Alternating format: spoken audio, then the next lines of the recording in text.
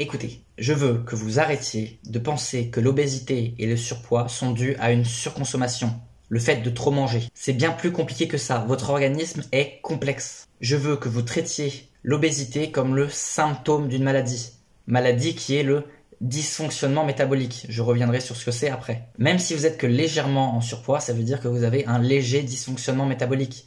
Si vous n'êtes pas en dessous de 12% de masse grasse pour un homme et 20% de masse grasse pour une femme, c'est que vous avez au moins un petit dysfonctionnement métabolique. Pour info, je suis à 10% de masse grasse pour 67 kg.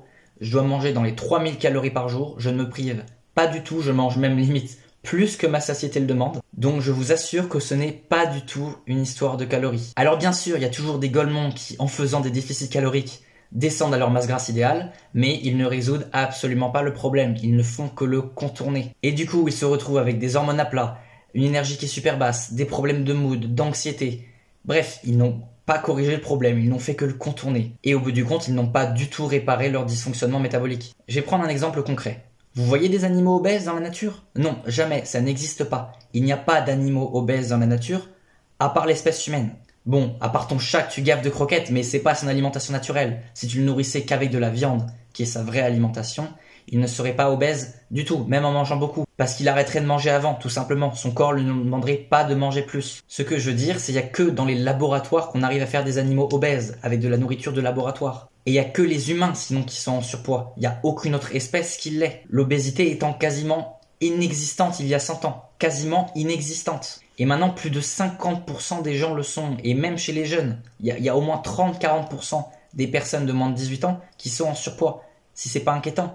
Et c'est pas une histoire qu'on mange trop. Non, on est censé avoir des signaux de satiété qui nous disent d'arrêter de manger quand on a mangé assez. Notre corps ne veut pas stocker trop, je vous le rappelle. Ce n'est absolument pas dans son intérêt et c'est qu'il y a une situation qu'il ne contrôle pas si l'organisme est en surpoids. Vous vous rappelez au début quand je vous ai parlé de dysfonctionnement métabolique? Eh bien, c'est ça le problème. C'est ça qui fait que vous allez être en surpoids. Et quand vous avez un dysfonctionnement métabolique, ça veut juste dire que votre organisme n'est plus capable de convertir les macronutriments comme les glucides et les lipides en ATP, la brique d'énergie de votre corps. Et à votre avis, qu'est-ce qui se passe quand votre corps ne peut plus convertir les glucides et les lipides en énergie? Eh bien, ils se retrouvent stockés dans votre tissu adipeux. Aussi simple que ça. Et ce stade n'est pas normal. Votre corps est censé être capable de convertir les glucides et les lipides en énergie. Et donc, vous ne stockez pas d'excès de graisse.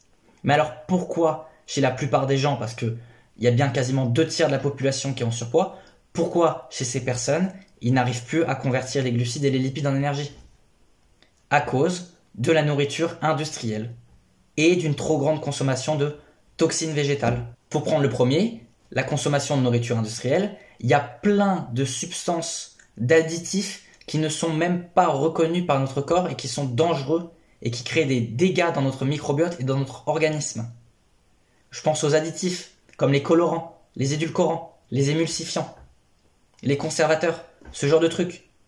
Ça fait même pas quelques dizaines d'années que notre corps est exposé à ces composés et vous croyez vraiment que des molécules que notre corps n'est pas habitué à voir ne vont faire aucun dégât?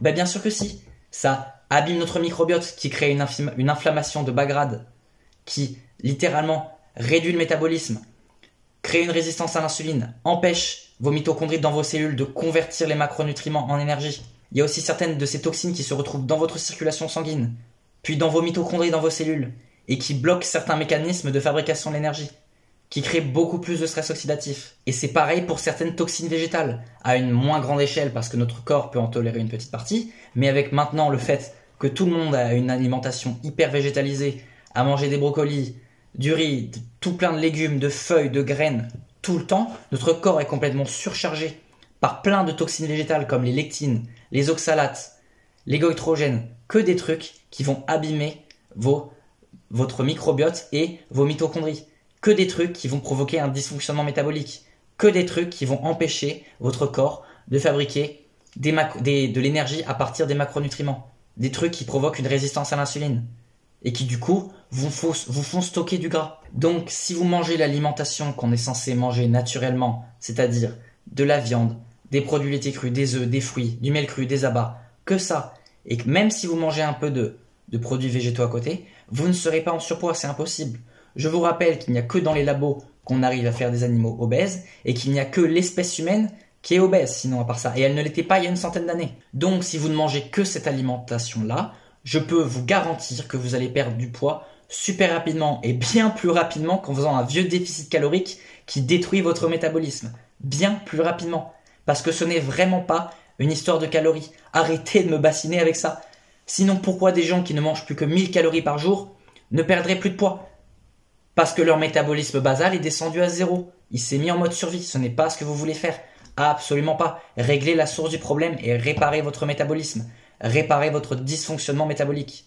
Mangez la nourriture qu'on est censé manger. Et si vous voulez une aide plus personnalisée pour améliorer votre santé générale ou juste perdre du poids, je vous laisse aller voir ma communauté. Il y a un guide spécial pour la perte de poids et comment vous pouvez perdre votre excès de graisse le plus rapidement possible et de la façon la plus durable possible qui vous fera vous sentir bien dans votre corps. Exactement ce que je viens de vous dire là, mais en plus détaillé. Bref, premier lien en description. Alors, arrêtez de vous trouver des excuses et prenez votre vie en main.